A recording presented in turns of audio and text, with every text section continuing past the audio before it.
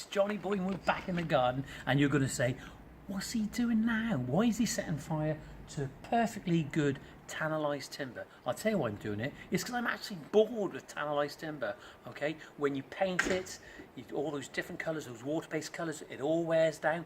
But I'm using a method called Shou Sugi Ban. Now, Shou Sugi Ban is an ancient method that the Japanese used to preserve wood. And what you're actually doing is that when you're burning the wood, okay, you're burning the cellulose off in the wood, which is the sugar content, the sweetener that all those microorganisms and all that algae like eating into.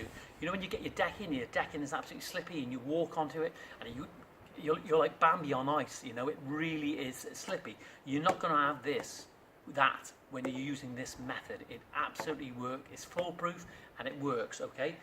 Then what we do, once we've burnt it, we rub it down, we brush it off, and then we'll put a linseed oil on it. It'll make the grain pop, and just behind me you can see the colour of the profile that we intend to use in this garden. Now, if you need any advice on this method, on Shou Sugi Ban, give us a ring in the office on 01633 896 007, or you can find us on Facebook, Shou Sugi Ban, and the rest is history.